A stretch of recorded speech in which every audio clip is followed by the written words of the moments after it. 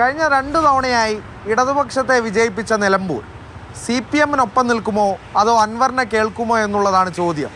അതിനിടെയാണ് വിവിധ കോണുകളിൽ നിന്ന് PV അൻവർ MLA-ക്ക് പിന്തുണ ഉയരുന്നത്.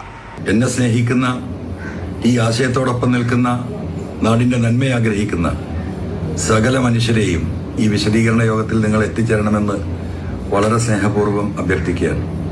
അൻവറിനെ CPM കടന്നാക്രമിക്കുന്നതിനിടെയാണ് പിന്തുണയുമായി ബാനറുകളും സമൂഹ മാധ്യമങ്ങളിലെ പോസ്റ്റുകളും നിറയുന്നത്. അൻവർ മുഖ്യമന്ത്രിയെയും പാർട്ടിയെയും തള്ളിപ്പറഞ്ഞ അന്ന് രാത്രി തന്നെ പാർട്ടി പ്രവർത്തകർ അൻവറിനെതിരെ ഫ്ലെക്സുകൾ വെച്ചിരുന്നു. അതിന് മറുപടി എന്നോണമാണ് ഇപ്പോൾ കൊല്ലാം പക്ഷേ തോൽപ്പിക്കാനാവില്ല എന്ന തലക്കെട്ടോടെ ഉയർന്ന ഫ്ലെക്സ് ബോർഡുകൾ. അൻവറിന് പരസ്യ പിന്തുണയുമായി CPM മുൻ ലോക്കൽ സെക്രട്ടറിയും വഴിക്കടവ് പഞ്ചായത്ത് പ്രസിഡന്റുമായിരുന്ന EA സുഗു രംഗത്തെത്തി. തലപ്പത്തുള്ളവർ മാത്രമല്ല പാർട്ടിയെന്നും ന്യായത്തിനെ ഒറ്റപ്പെടുത്തില്ലെന്നുമാണ് സുഗുവിൻ്റെ ഫേസ്ബുക്ക് പോസ്റ്റ്.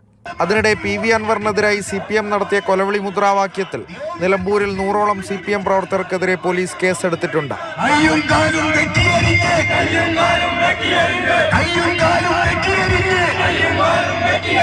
MLA-യുടെ വീടിന് പോലീസ് സുരക്ഷയും ഒരുക്കി.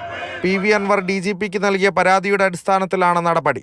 ഒരു ഭാഗത്ത് പാർട്ടി കടന്നാക്രമിക്കുമ്പോൾ അൻവറിനെ കേൾക്കാൻ നിലമ്പൂരുണ്ടാകുമോ എന്നാണ് രാഷ്ട്രീയ കേരളം ഉറ്റുനോക്കുന്നത്. അരുണാനന്ദനാഥ്, മാതൃഭൂമി ന്യൂസ്, മലപ്പുറം.